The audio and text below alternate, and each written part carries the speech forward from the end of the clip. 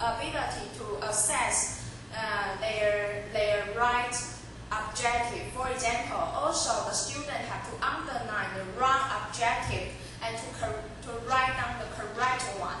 And the third pre-test and post-test were administered for 6th grade students.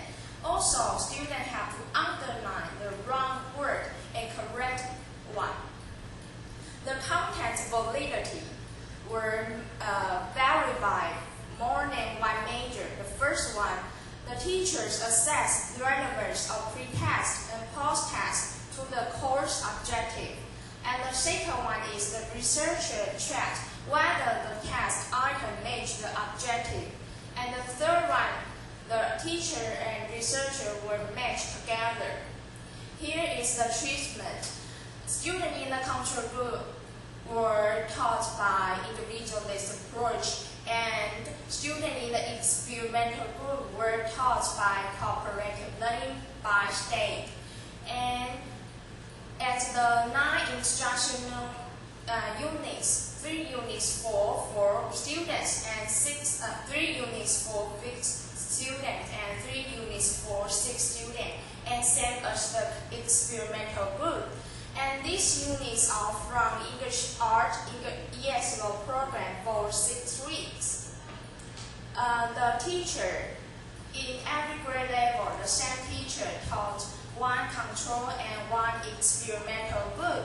This results 6 teachers experience, 6 teachers participate in the study, and those teachers experienced with 6 years of full-time service. And before the study, those teachers received the training in using state. Here is the procedure of the state. At the beginning of the class is teacher's presentation, and the students have the team study. Also, they to correct their own work, and they have the learning exercise. But finally, they have to take individual quizzes. Here is the teacher's, is the researcher's observation. The researcher visits classes every week to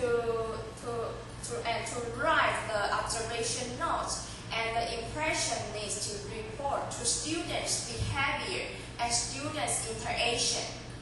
Here is the statistical analysis. The researcher used t-test for research question 2 and two-way factor analysis of covariance and COVA for research question 1 and 3. Here comes the result.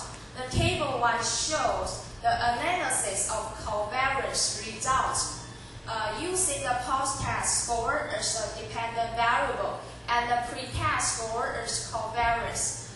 As you can see the result, there was no significantly interaction between the participants' achievement level and their acquisition of ESL tools and mechanics. And table 1 shows the result of comparison of the relative gains of low achievers and high achievers in the experimental group. As you can see the result, low achieving students in the experimental group would gain relatively more than their high achieving counterparts in the same group. And the table 3 shows the result of comparison of the relative gains of high achievers, both in the control and experimental group. As you can see, also the results, high achiever in the experimental group gained at least as their high achieving counterparts in the control group. Here comes my reflection here. The first one is, how did the researcher divide the student into high and low achiever? How many percent did the researcher use? And what the exactly way to divide these students into low and high achievers?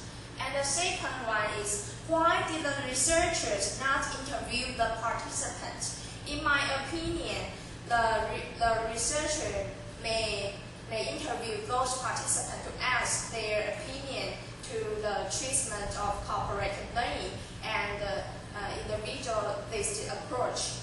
And the third one is, what did the researchers find out during the observation? Since the researcher interviewed those to visit every class during the treatment, maybe the researcher may provide the result they find out during the observation. And the fourth one is, why did the researcher provide the unit's content? Because the researcher just states these units are from ESL language art, but the researcher didn't provide any unit content to persuade the readers.